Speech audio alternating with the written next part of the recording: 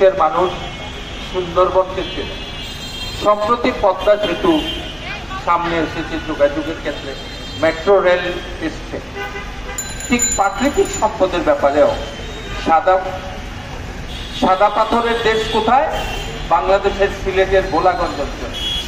আজকে এই ঐতিহ্যটা ধ্বংসের মুখোমুখি। কারা ধ্বংস করলো? কিছু পাথর ফেঁকো কত সুন্দরভাবে পাথরগুলোকে হজম করে ফেললো। দেখেন, এত শক্ত পদার্থ পাথর খেয়ে ফেললো তারা। কিভাবে গেল? রাতের আধারে লোক লাগিয়ে পাথরগুলোকে তুলে বিভিন্ন জায়গায় পাথরগুলো বিক্রি করে দিল। আজকে ভোলাগঞ্জ বা সেই অঞ্চল পাথরের কোনো অস্তিত্ব নাই। আপনারা গতকালকে বা পরশুদিন দেখেছেন পর্যটকরা আবার সেখানে যাওয়ার চেষ্টা করেছে, প্রশাসন পদক্ষেপ নিয়েছে। যারা পাথর চুরি করে নিয়ে গিয়েছেন সেই চোরাই পাথর বিভিন্ন জায়গা থেকে উদ্ধার করেছে, ওখানে পাথর নিয়ে এসেছে, কিছু কিছু মানুষকে গ্রেফতার করেছে। আমাদের একটি জিজ্ঞাসা, 5 আগস্টের বৈষম্য বিরোধী আন্দোলনের চেতনায় ফ্যাসিস্ট পালিয়ে গেল, তারপরে প্রায় 1 বছর হয়ে গেল এই প্রশাসনে।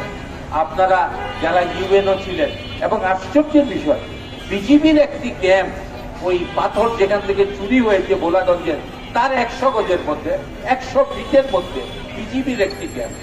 তুমি যারা বিজিবির লোকজন, তোমরা যারা ওখানে ডিউটি করছো, হাসিনার সময় তো তোমরাও আমাদেরকে গুলি করে মেরেছ, আমরা দেখেছি। কত কত সগৌরবে তোমাদের গাড়ি থেকে গুলি করে মানুষগুলোকে হত্যা করা হয়েছে। যাই হোক, আমি সেদিকে কথা বাড়ালাম না। তোমরা কি করলে?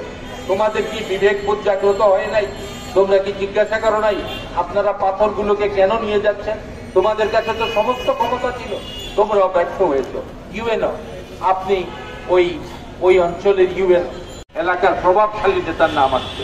আজকে আমরা বলতে চাই, যাদের নাম এসেছে তাদেরকে তাদের ছোট রাজনৈতিক দল থেকে কিছুদিনের জন্য অব্যাহতি দেবে। তদন্ত হোক, তাদের যদি সংশ্লিষ্টতা থাকে, তাদের যদি বখরা চাঁদাবাজির মধ্যে কোনো ইনভলভমেন্ট থেকে থাকে, তাইলে তারা রাজনীতি করবার অধিকার নাই। তারা চোরের দল করবে, চোরের সংগঠন করবে, পাথর চোরদের নিয়ে তারা সমিতি করবে, পাথর চোর সমিতি, যেটা সভাপতি সাধারণ সম্পাদক হবেন আপনারা। তাদেরকে কিছুদিনের জন্য অব্যাহতি। আর সব প্রশাসন পাথর চুরির টাকা নিয়েছে, আমরা দেখি পত্রপত্রিকায়। তাদেরকে দিয়ে আপনি তদন্ত কিভাবে করবেন? কি লাভ হবে? চোরদেরকে দিয়ে চোরের বিচার, চোরদেরকে দিয়ে চোরের শাস্তি কিভাবে হবে?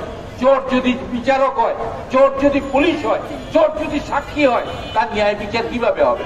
কাজে এই চোরদেরকে দিয়ে তদন্ত কমিটি হবে না। তো এখন তদন্ত কমিটি কাকে দিয়ে করবে? আমাদের